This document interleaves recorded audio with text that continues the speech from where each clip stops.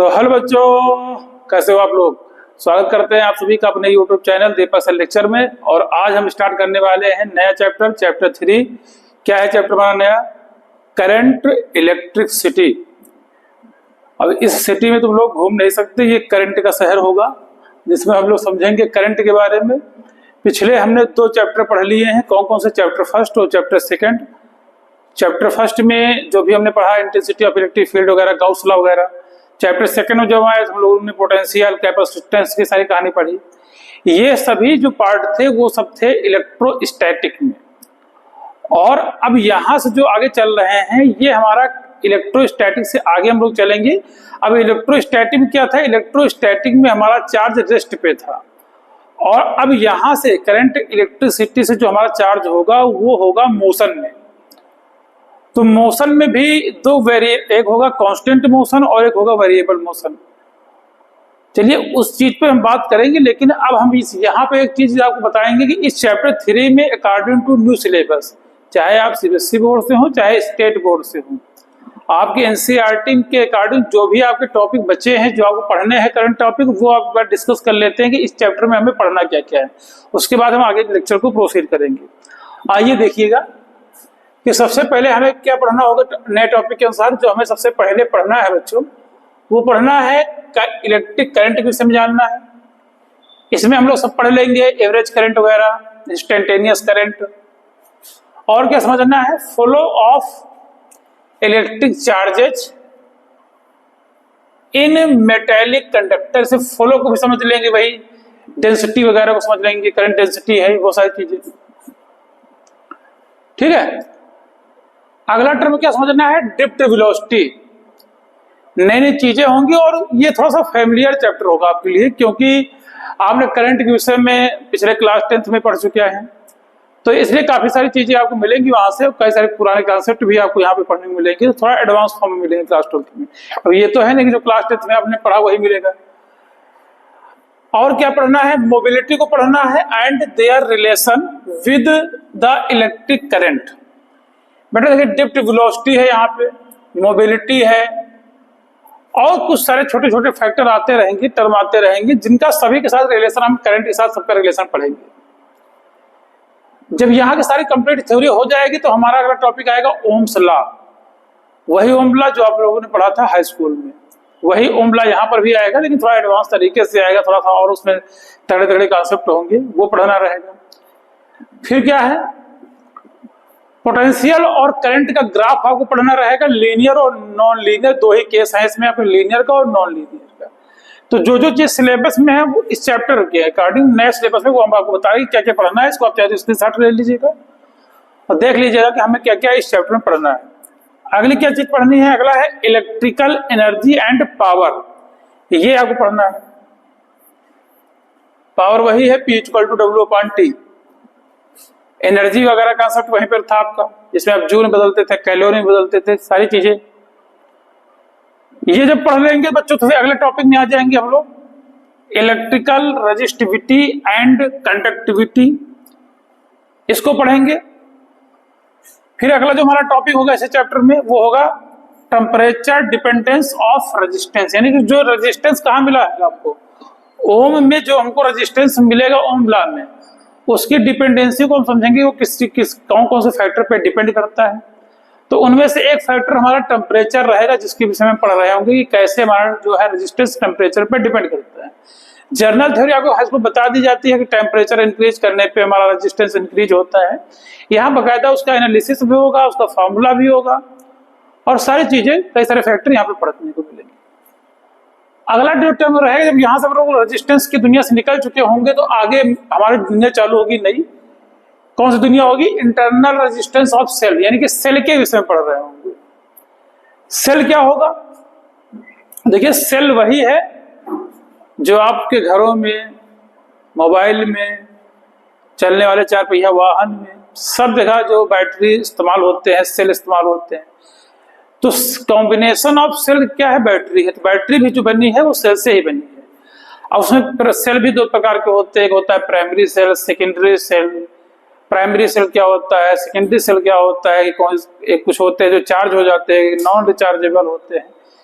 ये सारी चीजें मिलेंगी आपको पढ़ने को, लेकिन ज्यादा डिटेल नहीं पढ़ना रहेगा, क्योंकि यहाँ पे सीधा सीधा फैक्टर क्या लिखा है, इंटरनल रेजिस्टेंस ऑफ सेल।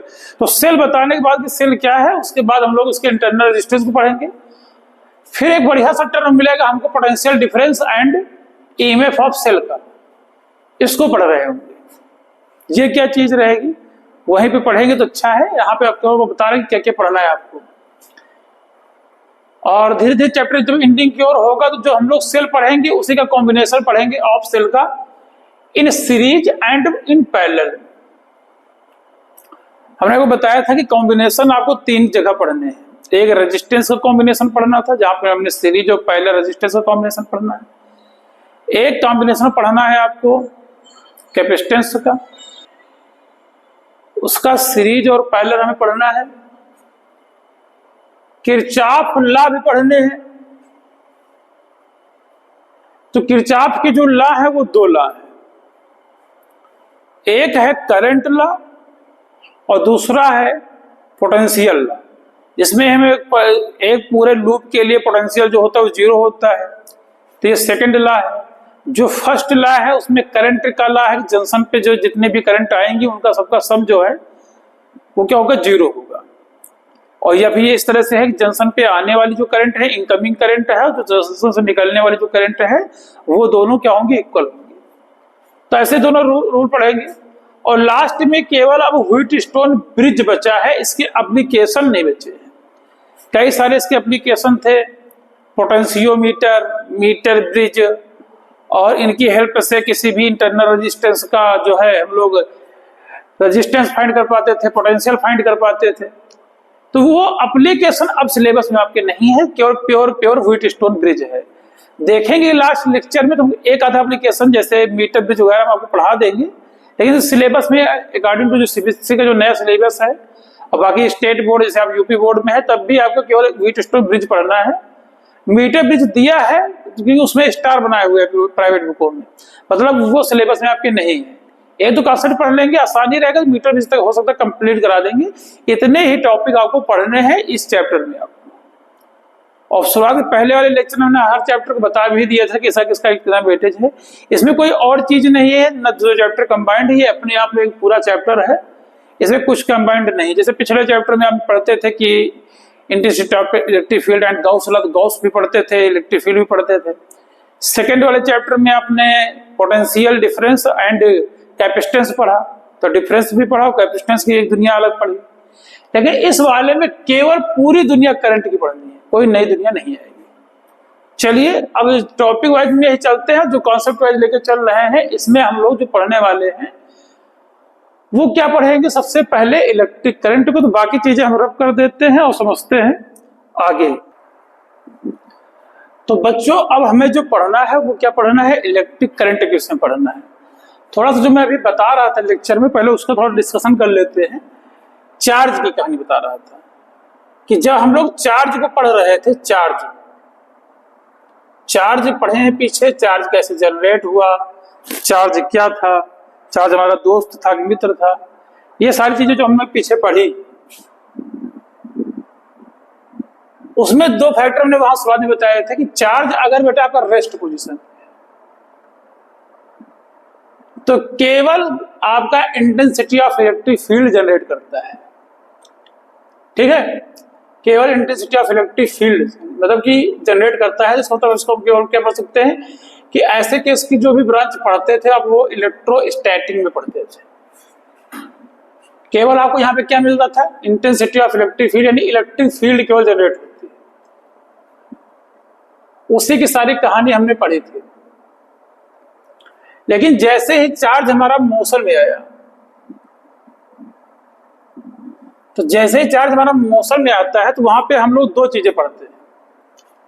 अब मोशन में कई सारी चीजें हैं कि वेरिएबल वेलोसिटी हो सकती है और एक हो सकता है कि कांस्टेंट वेलोसिटी। तो अगर चार्ज मोशन में है, वेलोसिटी उसकी जो है कांस्टेंट है, वेलोसिटी जो है क्या है, कांस्टेंट वेलोसिटी। कांस्टेंट वेलोसिटी अगर वो कांस्टेंट वेलोसिटी के साथ चल रहा है तो ऐसे केस में वो इलेक्ट्रिक फील्ड भी आपको समझ में दिखाएगा कि हाँ इलेक्ट्रिक फील्ड है। इन मैग्नेटिक ऑफ जो इलेक्ट्रिक फील्ड का इफेक्ट होगा वो आपको देखने को मिलेगा वहां पे। दूसरी चीज आपको जो देखने को मिलेगी वो मैग्नेटिक इफेक्ट भी आपको देखने को मिलेगा। मैग्नेटिक इफेक्ट यानी मैग्नेटिक फील्ड भी आप कह सकते हो, मैग्नेटिक फील्ड आपको देखने को मिलेगा। जब आपका ये जो चार्ज है वो किसमें होगा, जब आपका चार्ज मोशन में रहेगा तब ऐसा होगा। और मोशन के साथ साथ किसमें रहे ये चार्ज, ये भी समझ लो कि ये चार्ज किसमें है, अभी कांस्टेंट वेलोसिटी में। अब ये चार्ज अगर वेरिएबल वेलोसिटी में आ जाता है, वेरिएबल वेलोसिटी, तो अगर वेरिएबल वेलोसिटी में चार्ज आता है यानी कि वेलोसिटी जो है चार्ज की वो वेरी कर रही है पॉइंट टू पॉइंट, मतलब चार्ज जो है कांस्टेंट स्पीड से नहीं चल रहा है, वो ऐसा चल रहा है कि उसकी स्पीड लगातार कंटिन्यू इंक्रीज डिक्रीज हो रही है, तो वेरी कर रही है। तो ऐसे केस में जो हमारा चार्ज होगा वो इलेक्ट्रिक फील्ड को भी दिखाएगा, उसके इफेक्ट को। मैग्नेटिक फील्ड का भी इफेक्ट आपको देखने को मिलेगा।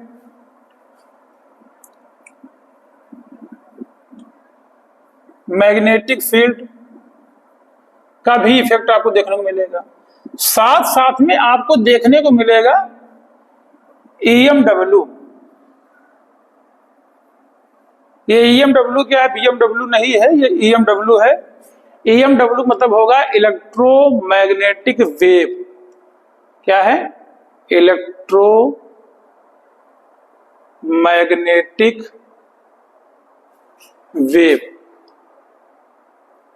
ये कहीं ना कहीं NCERT के अकॉर्डिंग अगर देखा जाए तो चैप्टर 8 जो है रहता है लास्ट चैप्टर, जिसमें आपको ये चीज एनर्जी के फॉर्म में इमिटिंग एनर्जी जो रहेगी, ऐसा कुछ एनर्जी इमिट कर रही होगी, छोटा ही चैप्टर है।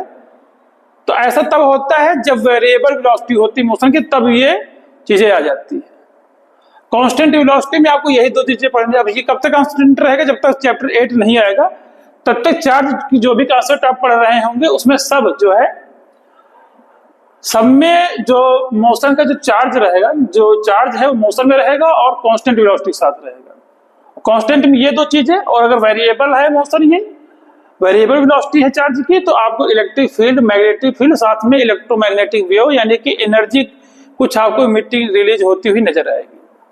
और जब आप यहाँ तक के कांसेप्ट पढ़ चुके होंगे तो वहां पर आपका NCERT की जो फर्स्ट बुक का सिलेबस है वो पूरा कंप्लीट हो जाएगा। और यहीं से निकलने वाली जो एनर्जी होंगी उनमें से एक रे होगी लाइट, विजुअल रे। और यही विजुअल रे के पूरा जो दृश्य प्रकाश हिंदी में बोलते हैं, विजुअल किरण, रे ऑप्टिक्स, वेव ऑप्टिक्स, अब यही लाइट की कहानी, सारी कहानी यहीं से निकलने वाली जो लाइट इमिट होगी वेव के फॉर्म में, यही आपके सेकंड फिजिक्स में चली जाएगी। और पूरी सेकंड फिजिक्स में केवल आप लाइट पढ़ रहे होंगे, जिसमें ray optics, optics, wave, ray optics, ये दो चैप्टर शुरुआत में, फिर इसके आगे न्यूक्लियस, तमाम सारे फैक्टर मिलेंगे। लास्ट में आपको सेमीकंडक्टर मिल जाएगा। और वहां से पढ़ने के बाद आगे कई सारे चैप्टर और रहते थे पहले सिलेबस में, लेकिन वो डिलीट हो गए। यहीं तक आपको कुछ ना कुछ पढ़ना था। अब हम जो हेडिंग आपको डाले थे उसकी बात करते हैं। ये थोड़ा चैप्टर का आइडिया दे दिया कि क्या क्या होना था। अब चार्ज क्या है तो ये सब बता दिया। चार्ज पहले सब पहले कहानी थी।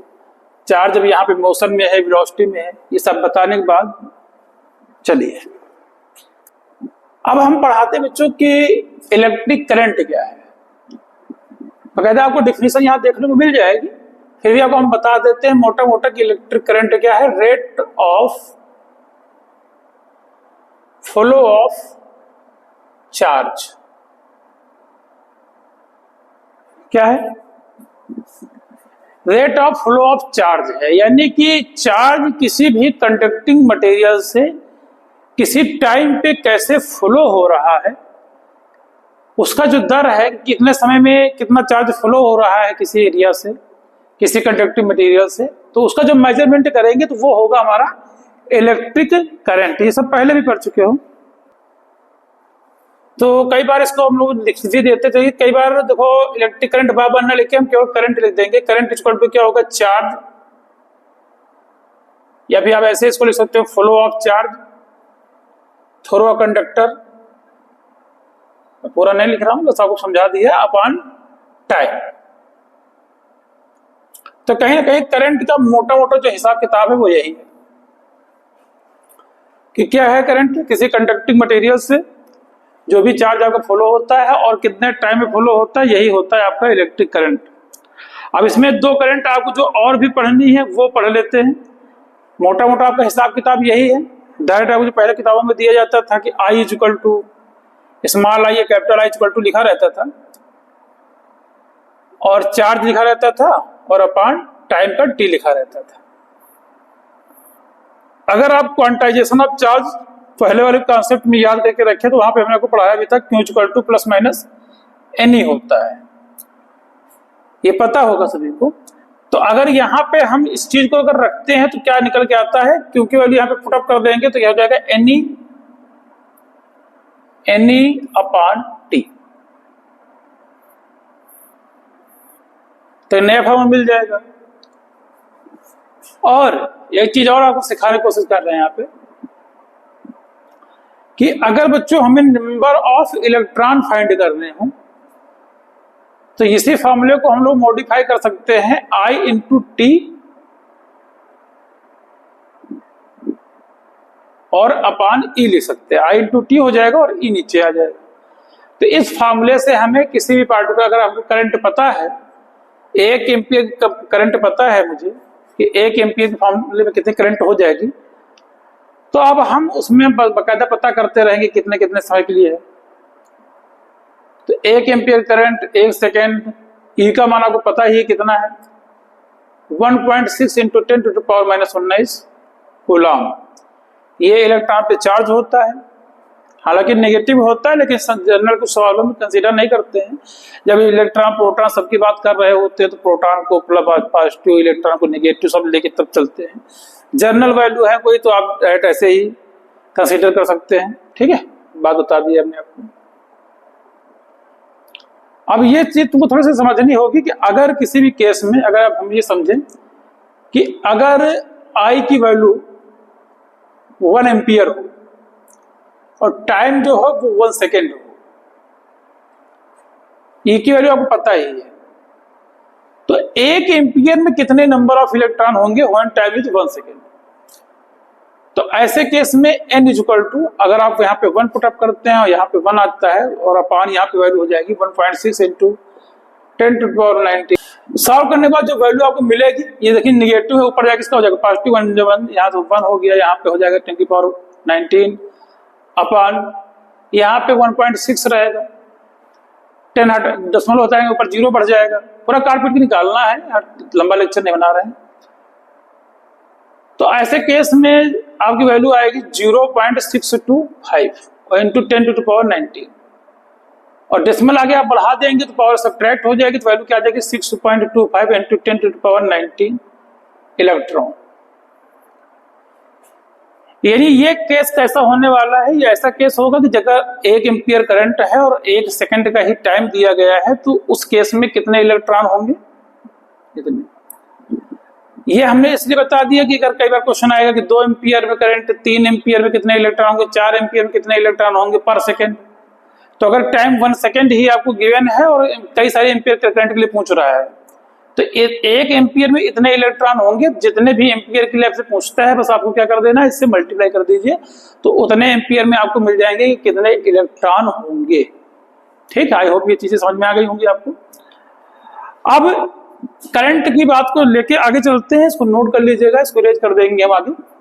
चलिए अब देखिएगा आगे, जब यहाँ से Q बराबर आपका क्या हो जाता है NE और इसमें हमने फॉर्मूला रखा तो ये आपको निकल के आया I equal to NE upon T। यहाँ से इसकी SI यूनिट की हम लोग अगर बात करते हैं, SI यूनिट, तो देखिए ये चार्ज है, चार्ज की यूनिट जो होती है वो कूलम होती है और जो टाइम है उसकी यूनिट क्या होगी, सेकेंड। तो कूलम पर सेकंड जो है वो यहां से यूनिट हो जाती है। अब कूलम पर सेकंड को ही हम लोग फर्दर कई सारे कॉन्सेप्टों में क्या इस्तेमाल करते हैं, इसकी यूनिट क्या है, एम्पियर।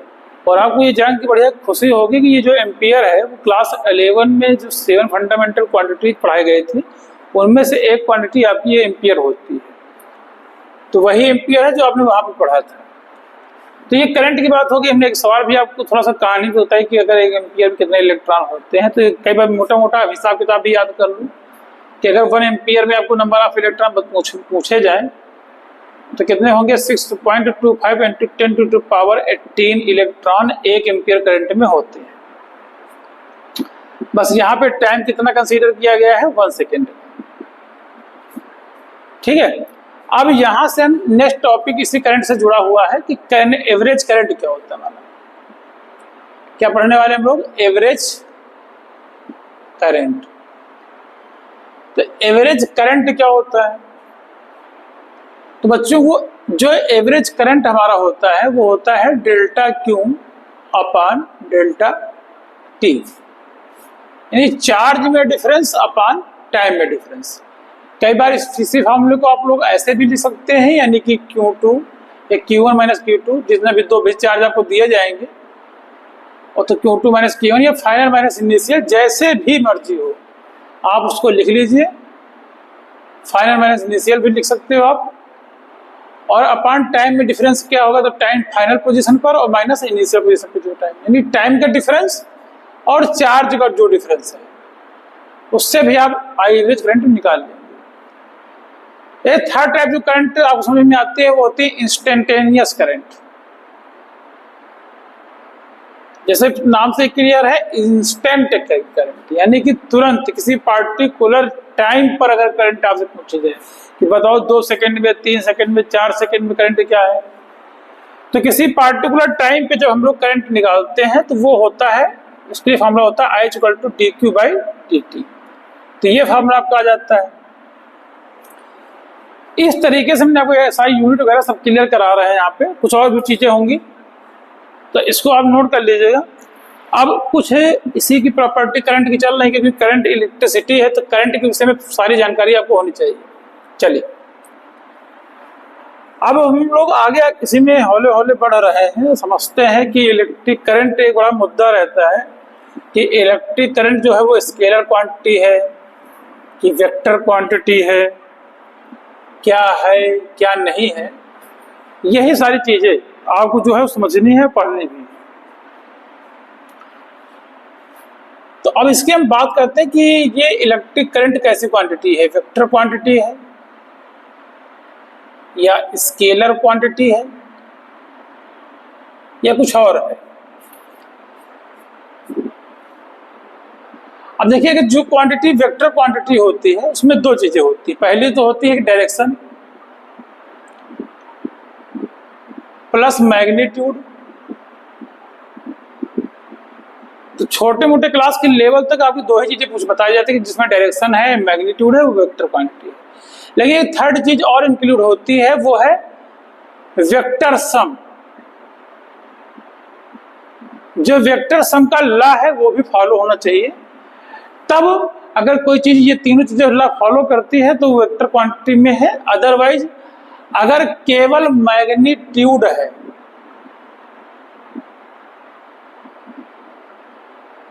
और डायरेक्शन नहीं है, केवल मैग्नीट्यूड है तो scalar quantity.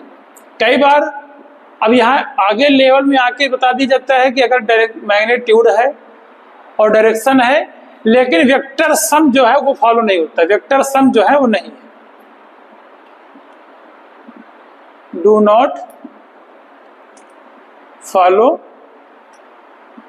Vector sum, vector some follow नहीं करता है, ये चीज नहीं है,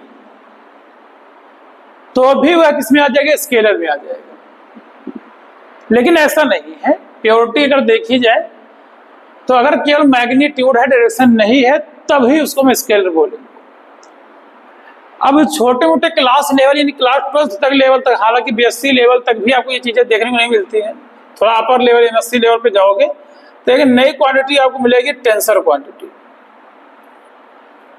तो ये उसका पार्ट होगा कि जिसमें मैग्नीट्यूड भी है प्लस डायरेक्शन भी है लेकिन वेक्टर सम नहीं है, ये चीज नहीं है यहाँ पे। तब वो क्वांटिटी टेंसर में आती है। यानी अगर स्केलर है और ये आगे कुछ भी नहीं है, मतलब केवल ये मैग्नीट्यूड है, आगे ना डायरेक्शन है ना वेक्टर सम है, तब वो स्केलर भी आता है।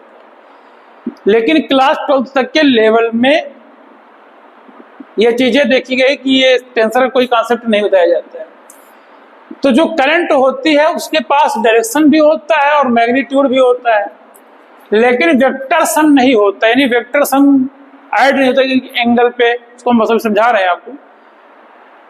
तो इसकी वजह से ये टेंसर क्वांटिटी होनी चाहिए। लेकिन लेवल पर अगर हम प्रियोरिटी की बात करें, प्रियोरिटी अगर हम मेंटेन करके बताते हैं कि कैसे आपको प्रियोरिटी देखनी है।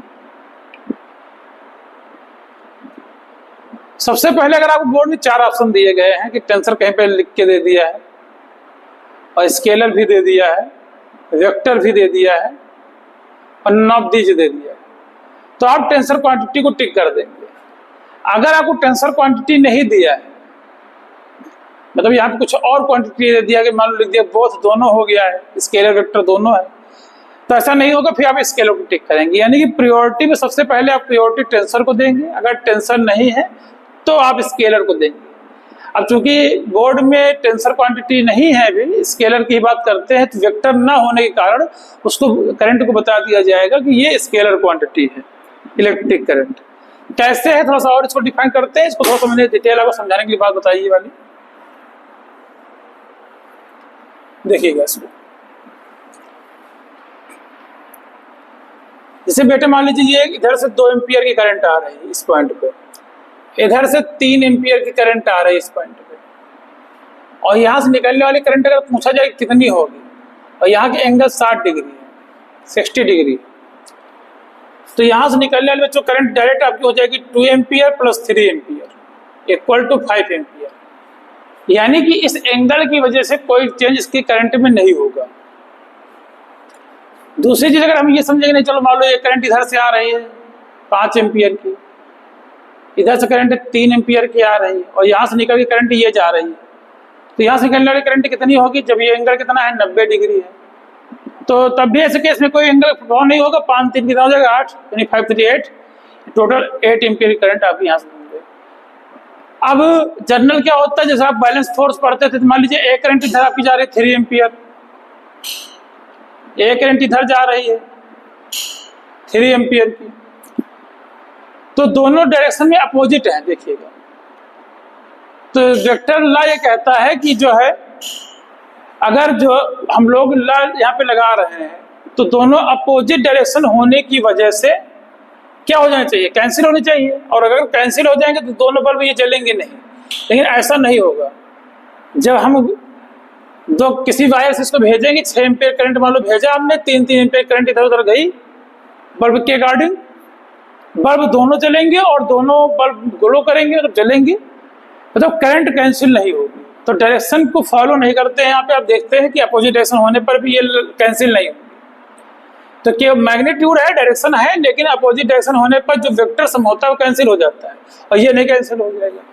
इसलिए हम कह सकते हैं कि जो इलेक्ट्रिक करंट होती है हमारी, वो प्रियोरिटी में पहले तो टेंसर क्वांटिटी होती है, और टेंसर नहीं है तो आप स्केलर को जाएंगे, ये स्केलर क्वांटिटी होगी। ठीक है, क्यों होगी ये सब समझाने की कोशिश किया हमने। चलिए कुछ और बातें जो करंट की ही चल रही हैं, तो उन्हीं को समझा रहे हैं आपको। और क्या चीज जो तुमको समझनी है, अगला टर्म है क्रॉस सेक्शन एरिया का। से मान लीजिए ये है, फिर कुछ ऐसा है, फिर एकदम दुबला पतला हो गया, एकदम कमजोर प्राणी है ऐसे, और यहां से कोई करंट जा रही है I1, यहां से मान लो कोई करंट जा रही है इस क्रॉस सेक्शन एरिया से आई जा रही है, तो इससे भी करंट आई ही जाएगी, इससे भी करंट आई ही जाएगी। यानी इस क्रॉस सेक्शन एरिया के कम ज्यादा होने से करंट की वैल्यू में कोई चेंज नहीं आएगा, करंट क्या होगी, बराबर होगी। जैसे इसको मान सकते हो कि अगर मैं इस यहाँ से 1 गिलास पानी डाल दूं, इसमें इस पाइप से 1 गिलास पानी डाल दूं, तो इससे गुजरने वाला भी पानी 1 गिलास ही होगा, उससे गुजरने वाला जो पानी है पास आउट, वो भी 1 गिलास ही होगा। तब पानी कम ज्यादा नहीं होगा, वैसे करंट की वैल्यू भी क्रॉस सेक्शन एरिया के कम ज्यादा होने से चेंज नहीं होगी। ये अगली चीज समझनी थी। अब डायरेक्शन ऑफ करंट को समझते हैं कि डायरेक्शन ऑफ करंट क्या होता है। Direction of current, direction of current की बात अगर हम करें तो बेटा देखिए दो करंट होती है, एक होती है कन्वेक्शनल करंट, दूसरी होती है इलेक्ट्रॉनिक करंट। कन्वेक्शनल करंट क्या होती है और इलेक्ट्रॉनिक करंट क्या होती है? देखिए जो करंट इलेक्ट्रॉन के फ्लो की वजह से बन रही है, जैसे मान लीजिए क्रॉस सेक्शन एरिया है, तो उसमें ये बताया जाता है ना कि जैसे कि हम लोग इसको एक्सटर्नल बैटरी से कनेक्ट करते हैं,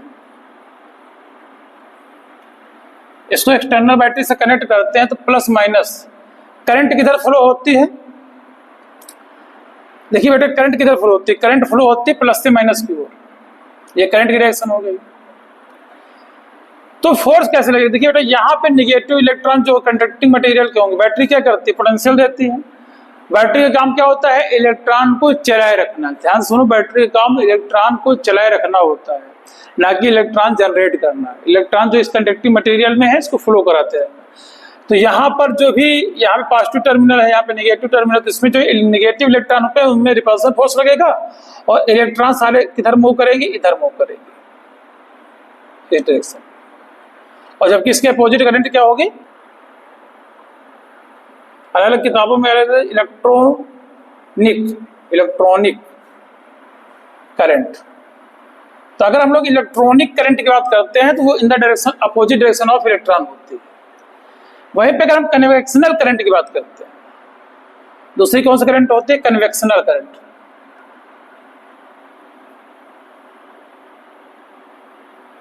कन्वेक्शनल करंट में अगर हम लोग बात करते हैं तो जैसे ये है दो कंडक्टिंग मटेरियल, एक कंडक्टर है हमारा, ये बैटरी लगी हुई प्लस माइनस पोटेंशियल ये। तो इसमें अगर हम बात करते हैं तो जो करंट की डायरेक्शन है वो तो ये है, और कन्वेक्शनल करंट इसके पॉजिटिव चार्ज की कंसीडर, तो पॉजिटिव चार्ज किधर जा रहा है? इधर ही जा रहा है। इलेक्ट्रॉन इधर फ्लो कर रहा है, मतलब इलेक्ट्रॉन पर कैसा चार्ज है? Negative charge. जबकि पॉजिटिव चार्ज, जब इलेक्ट्रॉन इधर जा रहा है तो ये कह सकते हैं कि पॉजिटिव इधर जा रहा हो। तो इस पॉजिटिव की जो डायरेक्शन है, जिधर पॉजिटिव जा रहा है, पॉजिटिव चार्ज जिधर फ्लो कर रहा है उधर ही करंट की डायरेक्शन है। तो पॉजिटिव चार्ज में अगर देखा जाए तो पॉजिटिव चार्ज जो करंट है उसको हम कन्वेक्शनल करंट बोल रहे हैं, जो कि नेगेटिव इलेक्ट्रॉन की वजह से जो करंट को हम बता रहे हैं वो कौन सा करंट है? वो इलेक्ट्रॉनिक करंट है। तो इलेक्ट्रॉनिक करंट की जो बात करते हैं वो in the direction of opposite direction of क्या होता है? करंट। तो ये थोड़ा डायरेक्शन की बात कर ली हम लोगों ने कि इलेक्ट्रॉन की डायरेक्शन क्या होती है। जनरल जो हमें पढ़ना है वो आप ये याद रख लो कि अगर करंट का फ्लो इस एक्स टर्मिनल से वाई टर्मिनल की ओर करंट फ्लो कर रही है तो इलेक्ट्रॉन का फ्लो वाई टर्मिनल से एक्स टर्मिनल की ओर होगा। ठीक, आगे जो हमें कॉन्सेप्ट पढ़ना है बच्चों, वो कॉन्सेप्ट क्या है? वो है, अब ऐसे सारे कॉन्सेप्ट आपके हो गए हैं। एक है ग्राफ का कि डीसी और एसी का ग्राफ क्या होता है। करंट के जो टाइप्स हैं बच्चों वो दो हैं, एक है अल्टरनेटिंग करंट,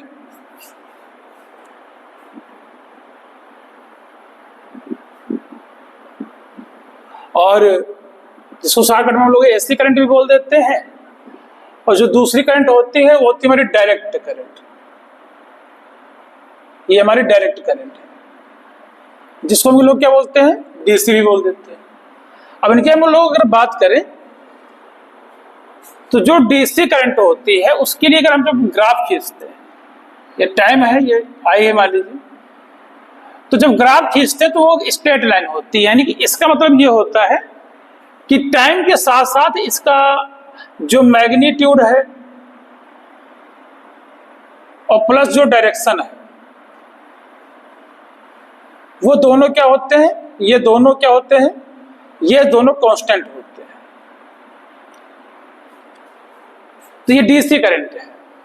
वहीं पे अगर हम लोग अल्टरनेट करंट की बात करते हैं तो वहां पे ये करंट का ग्राफ कुछ ऐसा होता है, ये टी है, ये हमारी आई है। तो इसमें आप देख पा रहे हैं कि जो मैग्नीट्यूड है और प्लस जो डायरेक्शन है वो दोनों, ये दोनों जो है ये दोनों वेरिएबल है, मतलब कि कांस्टेंट नहीं। तो ये दोनों दो तरह की करंट होती है हमारी, एक डायरेक्ट करंट होती है और एक अल्टरनेटिव करंट होती है। सारी कहानी करंट की ही चल रही है। अब एक लास्ट टॉपिक इसी करंट में आ जाता है कि अगर करंट हमारी एक सर्कुलर पाथ पे फ्लो होकर रही, अब सर्कुलर पाथ में अगर करंट फ्लो कर रहे हैं मतलब चार्ज फ्लो कर रहा है, एक ऐसा पाथ हो जो सर्कुलर हो ऐसे, और किसी सर्कुलर पाथ जिसकी रेडियस क्या है r है, और जो चार्ज फ्लो कर रहा है चार्ज उसकी वेलोसिटी क्या है v है। तो ऐसे केस में इसकी वजह से बनने वाली जो करंट होगी वो कितनी होगी। अब ये तो जान लो अगर ये इलेक्ट्रॉन फ्लो कर रहा है तो इसके अपोजिट करंट होगी। अगर चार्ज क्लॉकवाइज है तो करंट एंटी क्लॉकवाइज हो जाएगी। तो करंट की वैल्यू हमें यहाँ पे चाहिए कि करंट की वैल्यू क्या होगी, तो ध्यान समझिएगा कि कैसे निकाल सकते हैं। सिंपल हमारे पास जो कॉन्सेप्ट है वो क्या है, कॉन्सेप्ट है कि चार्ज अपॉन टाइम होता है बच्चों। आप इसको नहीं भूलेंगे, सारी चीजें रहेंगी यही। तो ऐसे केस में चार्ज तो हो गया, लेकिन टाइम कितना लगेगा, यहां से टाइम कैसे कैलकुलेट करें। तो एक बेसिक फॉर्मूला है जहां से आपको कन्वर्ट करके लेके आ रहे हैं खींच के, speed equal to distance upon time. अब यहां पे टाइम का मतलब टाइम पीरियड की बात होगी। तो टाइम अगर देखते हैं, और अगर स्पीड, हाँ इसी से कैलकुलेट कर सकते हो आप, स्पीड लिख सकते हो या फिर वेलोसिटी लिख दो, सब चीजें वही है यहाँ पे, सब यहाँ ऐसा कुछ नहीं है। तो टाइम इक्वल टू क्या हो जाएगा, कॉन्सेप्ट लगाना कि कौन सा कॉन्सेप्ट यहाँ पे लग रहा है। तो डिस्टेंस या डिस्प्लेसमेंट यूज करोगे तो वेलोसिटी आ जाएगा अपॉन स्पीड। अब डिस्टेंस यहाँ क्या है, सर्कुलर पाथ में अगर घूमेगा तो उसका सरकमफेरेंस इसकी डिस्टेंस हो जाएगी। तो वो फॉर्मूला क्या हो जाएगा आपका 2πr, circumference of circle 2πr। और जो स्पीड यहाँ पे बताई जा रही है वो क्या है, v है। तो इस तरीके से इसका हम लोग टाइम पीरियड यानी टाइम निकाल लेंगे। तो सर्कुलर पाथ के लिए करंट की वैल्यू कैसे फाइंड कर सकते हैं, तो हम लोग की क्यू पता चल गया और टी की वैल्यू जो पता चल गई वो क्या है 2πr और अपॉन v। v पलट के ऊपर चला जाएगा तो यहाँ फॉर्मूला क्या जाएगा q into v upon 2πr। तो किसी सर्कुलर पाथ में अगर करंट फ्लो हो रही है तो उसके लिए आप इस फॉर्मूले से इसको कंसीडर कर सकते हैं, जहाँ पे आपका चार्ज क्या है वो q है, वेलोसिटी v है, और रेडियस आपको दिया गया है कि सर्किल में वो जो आपका चार्ज पार्टिकल है वो मोशन कर रहा है। अब ये चार्ज कोई भी हो सकता है हमारा, ये चार्ज इलेक्ट्रॉन भी हो सकता है, प्रोटॉन भी हो सकता है, किसी भी न्यूक्लियस का पार्ट हो सकता है जो इसके साथ मोशन कर रहा है। जो भी होगा, जैसे हीलियम होगा तो उसके लिए चार्ज निकालेंगे। अब चार्ज निकालने का कैसे कॉन्सेप्ट है, तो एक तरीका और भी याद कर लो, कई बार चीजें हमारे लिए काम में आ जाएंगी कि किसी के पर चार्ज कितना है। जैसे मान लीजिए क्लोरीन तो कोई पार्टिकल यहाँ पे मोशन कर रहा है, किसी ऑर्बिट में घूम रहा है, तो क्लोरीन का एटॉमिक नंबर कितना होगा, Cl का एटॉमिक, क्लोरीन का एटॉमिक नंबर कितना है 17 है। लेकिन न्यूट्रल के केस में जब इसके ऊपर कोई माइनस प्लस नहीं लगा है तो जेड, पी और ई तीनों आपस में यहाँ पे बराबर होते हैं। जेड क्या है, उसका एटॉमिक नंबर है, पी क्या है, नंबर ऑफ प्रोटॉन है, ई क्या है, नंबर ऑफ इलेक्ट्रॉन है। तो अगर ऑब्जेक्ट में माइनस प्लस नहीं लगा है तो उसका मतलब है कि इसका जेड भी 17 है, इसका पी भी 17 है और इसका इलेक्ट्रॉन भी 17 है। अब इस पे हमें अगर चार्ज निकालना है तो इलेक्ट्रॉन कितने हैं इसके अंदर, इलेक्ट्रॉन की जो संख्या है वो कितनी है 17 है। तो चार्ज जब इसमें निकालना पड़ेगा, जैसे क्लोरीन है तो उसकी फॉर्म में क्या होगा q इक्वल टू n हो गया 17 और एक इलेक्ट्रॉन पे जो चार्ज हो गया वो हो गया 1.6 10⁻⁹ तो इस तरह से उसका चार्ज पता चल जाएगा। बाकी किस रेडियस में है, किस वेलोसिटी में है, वो आप यहाँ से कोई ना कोई चीज आपको वैल्यू दी जाएगी जिससे जिसके से कैलकुलेट करें। अब इसके एक दो सवाल लेते हैं फिर चलते हैं आगे। तो एक दो सवाल लेते हैं क्योंकि कैसे कैसे सवाल आपके आने वाले हैं। चलिए तो बच्चों ये हमारा सवाल है, इसमें हमें दो चीजें फाइंड करनी है कि इंस्टेंटेनियस करंट फाइंड करना है, दूसरा फाइंड क्या करना है, एवरेज करंट फाइंड करनी है। ठीक है, तो एवरेज करंट फाइंड करनी है 0 से 2 सेकंड या 3 सेकंड जो भी है, ज्यादा बड़ा ना खींचना पड़े तो आप चाहे इसको 2 सेकंड कर लो, 2 सेकंड तक ही ले लेते हैं। तो सबसे पहले हमको इंस्टेंटेनियस करंट फाइंड करनी है। देखिए इंस्टेंट करंट क्या होती है, आई इंस्टेंट करंट जो आपकी होती है वो क्या होता है, इंस्टेंट करंट जो होता है वो होता है dq/dt, ये होता है। अब यहाँ पे जो चार्ज दिया गया है इसको t के रिस्पेक्ट में डिफरेंशिएट करना पड़ेगा, तो d/dt और ये हो जाएगा T square plus 4t plus 5। और कितने सेकंड पे देखना है, तो यहाँ पे देखिएगा t इक्वल टू 3 सेकंड पे आपको इसको चेक भी करना है। तो वैल्यू यहां से देखेंगे टी स्क्वायर का, अगर आप करेंगे पार्शियल तो टी स्क्वायर का आ जाएगा आपका 2t। कैसे करते हैं, देखिए फॉर्मूला एक होता है d by d x, x power n equal to होता है n x power n minus 1 होता है। तो यहाँ n का पहले आ गया, एक 2 में 1 घट गया, तो कितना बचेगा, t की पावर 1 बचेगा। यहाँ 4t है तो 4 कांस्टेंट बाहर आ जाएगा, और t का जब करेंगे तो वो 1 हो जाएगा, तो ये 4 हो गया आपका। कांस्टेंट का केवल कांस्टेंट अगर लिखा है तो उसका जो डिफरेंशिएशन होता है वो 0 होता है। अब t की वैल्यू कितने सेकंड पे निकालना है, एट 3 सेकंड इक्वल टू निकालना है, तो कितना हो जाएगा 2 इंटू 3 प्लस 4, 2 3 जा 6, 6 4, टोटल कितना हो जाएगा आपका, ये 10 एम्पियर करंट आ जाएगी। यानी पार्टिकल का किसी 3 सेकंड में जो करंट की वैल्यू होगी वो कितनी होगी, 10 एम्पियर। अब बच्चों हमें एवरेज करंट निकालना है, तो एवरेज करंट कैसे निकालते हैं, हमने को बताया था कि आई एवरेज जो होता है वो होता है delta Q upon delta T. इसमें फाइनल माइनस इनिशियल करके कुछ होता है, तो जो अभी यहाँ पर आता है वो समझिएगा आप पहले। तो पहले 2 सेकंड, 0 सेकंड का निकाल लीजिए, 0 से 2 सेकंड जा रहा है, तो पहले इनिशियल कंडीशन 0 है और फाइनल कंडीशन क्या है, 2 सेकंड है।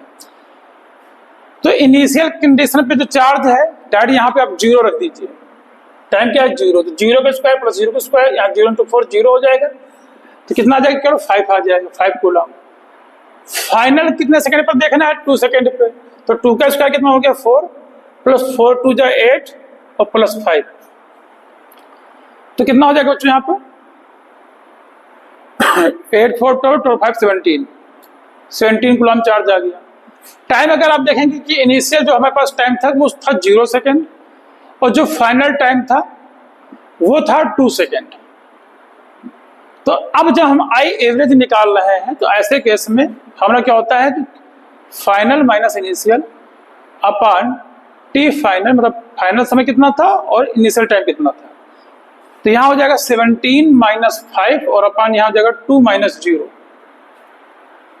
तो ऐसे केस में 17 में 5 में जब आप सब्ट्रैक्ट करेंगे तो यहाँ पे आपका आ जाएगा 12, और यहाँ पे 2 में 0 सब्ट्रैक्ट करेंगे तो यहाँ पे 2 ही आएगा, तो 2 1 जा 2 2 6 जा 12। यानी जो एवरेज करंट आ गई बच्चों वो कितनी आ गई है, 6 एम्पियर आ गई। तो इस तरीके से बच्चों हम किसी भी इक्वेशन में जो आपको दिया जाएगा तो उसकी एवरेज करंट और इंस्टेंटेनियस करंट कैसे फाइंड करना है, ये कुछ एक ऐसा ही सवाल था जिसमें आपको फाइंड करना था। तो बच्चों अब हम ये क्वेश्चन अगला वाला देखते हैं कि इसमें देखिए मैंने क्वेश्चन थोड़ा सा राइट कर दिया है जिससे आपको जो है थोड़ा सा कम समय में ही ज़्यादा बेहतर नॉलेज मिल पाए, टाइम ना लॉस हो। एक इक्वेशन करंट की आपको दी गई है, देखिएगा, ठीक है। जो आपको एक करंट की इक्वेशन जो यहाँ पे दिया गया है वो ये दी गई है, I equal to T square plus 1, और find charge flown through a cross section between 0 to 3 second and also find the number of electron that flow in this time. मतलब आपको चार्ज बताना है जो चार्ज फ्लो हो रहा है 0 से 2 सेकंड के लिए, और बच्चों क्या निकालना है और करना है, बताना है नंबर ऑफ इलेक्ट्रॉन कैसे फ्लो होंगे। तो ये दो चीजें आपको समझनी। कैसे करेंगे इस चीज को, चार्ज को लेके, तो फॉर्मूला जो हमने पढ़ा वो क्या फॉर्मूला आपने पढ़ा था, फॉर्मूला पढ़ा था बच्चों I इक्वल टू, देखिए हर तरह का सॉल्व में कराया जाएगा, I equal to d q by d t, ये पढ़े थे।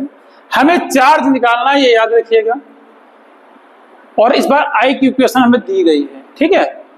तो यहां से इस चीज को हम लिख सकते हैं d q equal to I into d t, ऐसा लिख सकते हैं।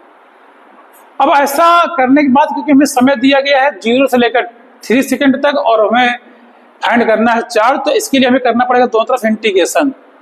तो इंटीग्रेशन करेंगे तो कहां से कहां तक करना है, 0 से 3 सेकंड के लिए, 0 से 3 सेकंड के लिए। यहां से करेंगे जो भी हमें चार्ज आना चाहिए वो पूरा चार्ज हमें मिल जाएगा, और यहां से करना है आई डी टी तक। तो कैसे करेंगे 0 से 3 सेकंड तक, सोचिएगा आई की इक्वेशन में क्वेश्चन में दिया गया है, क्या आई की इक्वेशन दी गई है बच्चों, देखिए ये दिया गया है I equal to T square plus 1। तो यहाँ से I equal to T square plus 1 की जो है वो पुटअप कर देंगे, आई की इक्वेशन क्या हो जाएगा टी स्क्वायर प्लस 1 और डी टी। अब यहाँ से हो जाएगा, इसके बाद जो है हम लोग देखेंगे इसका, देखिए डिफरेंशिएशन का फॉर्मूला होता है क्या होता है, x power n d x का जो फॉर्मूला होता है वो होता है x power n plus one upon n+1, ये फॉर्मूला होता है बच्चों। तो वैसे जब हम डिफरेंशिएशन करने जाएंगे तो क्या निकल के आएगा, देखिए इसमें हम जो है पहले आप पुटअप करा रहे हैं, यहाँ पे क्या हो जाएगा, इसका डिफरेंशिएशन करोगे तो ये हो जाएगा t⁻³ और अपान 3, एक पावर ऐड हो जाएगी और 2+1 हो जाएगा इसके काट। और 1 का जब हम लोग इंटीग्रेशन करेंगे तो उस केस में 1 का जो इंटीग्रेशन आता है वो जो है वो केवल t आ जाएगा। कैसे कर सकते हैं कि 1 इंटू लिखा है उससे कोई मतलब नहीं, आप t⁻0 लिख सकते हैं इसको। तो यहाँ से करोगे तो t⁻0+1 और अपान यहाँ पे हो जाएगा 0+1, तो क्या आएगा टोटल t⁻1 अपान 0+1 टोटल क्या आ जाएगा, t आ जाएगा। तो हम इसके से 1 का जो यहाँ पे डिफरेंशिएशन नहीं कर रहे हैं जिससे इसकी वैल्यू 0 हो जाए। और इसमें अब आपको लिमिट रखनी है क्या, 0 से लेकर 3 तक। तो लिमिट जब यहाँ पे रखेंगे तो चलो क्या आ जाएगा, एक बार 3 रखेंगे सभी जगह पर, तो यहाँ हो जाएगा 3³ और अपान 3 प्लस 3, एक ये वैल्यू हो गई। और दोबारा 0 रख देंगे सब, यहाँ पे 0 रखेंगे तो 0³ अपान 3 प्लस 0, फिलहाल वो सब 0 ही हो जाएगा। यहाँ से और कट जाएगा, 3 का स्क्वायर आ जाएगा प्लस 3 हो जाएगा, 3 का स्क्वायर 9, 9 3 12, यानी 12 कूलम जो है आपको वो चार्ज आ जाएगा यहाँ पे। अब यहाँ पे आप क्वेश्चन में ये भी पूछ रहा है कि नंबर ऑफ इलेक्ट्रॉन बताइए। ये देखिए find the number of electron that flow in this time, इस टाइम कितने इलेक्ट्रॉन फ्लो हो जाएंगे। तो फॉर्मूला होता है Q=N होता है, तो N क्या हो जाएगा, Q/E हो जाएगा। अब यहाँ से N है तो Q जो है वो कितना है आपका 12 कूलम है, और E जो है वो कितना 1.6 × 10⁻⁻⁹ कूलम। और यहाँ से ये माइनस ऊपर जाएगा प्लस का हो जाएगा, तो =12 अपान 1.6 × 10 की पावर जो है प्लस का 19 हो जाएगा। तो इसको हम सॉल्व करेंगे तो वैल्यू क्या आ जाएगी 7.5 × 10⁻19। इतने इलेक्ट्रॉन इतने टाइम में क्या हो जाएंगे, पास हो जाएंगे। तो बच्चों थोड़ा वीडियो लंबा हो रहा है तो यहाँ पे इस चीज को जो है रोक देंगे वीडियो को, और अगले वीडियो में हम स्टार्ट करेंगे करंट डेंसिटी से। इस वाले लेक्चर में हमने थोड़ा सा वीडियो इसलिए बना कि लंबा, क्योंकि हमने सबसे पहले आपको ये बताया कि इस पूरे चैप्टर में को ओवरऑल कौन कौन से टॉपिक नए सिलेबस के अनुसार पढ़ने हैं, और उसके बाद हमने पूरा डिफाइन किया आपको इलेक्ट्रिक करंट क्या होता है, इसकी डायरेक्शन वेक्टर क्वांटिटी है कि स्केलर क्वांटिटी है, किस चीज़ पे इसका इफेक्ट पड़ता है, किस पर इसका इफेक्ट नहीं पड़ता है, ये सारी चीज़ें बताई। एवरेज करंट बताया आपको, इंस्टेंटेनियस करंट बताया, ये तमाम सारी चीज़ें हमने आपको बताई, और इनके एक दो सवाल भी बताए हैं। और ऐसे जो भी सवाल आपको मिलते हैं एवरेज करंट के, इंस्टेंटेनियस करंट के, इसको आप समझ के उनको आप सॉल्व करिए।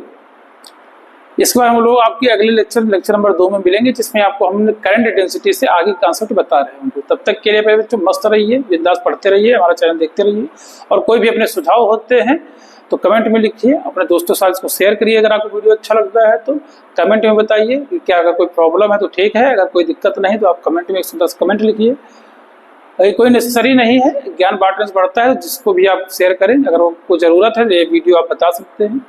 तब तक मिलते बच्चों आपके अगले वीडियो में मिलेंगे हम आपसे, तब तक के लिए बच्चों जय हिंद जय भारत।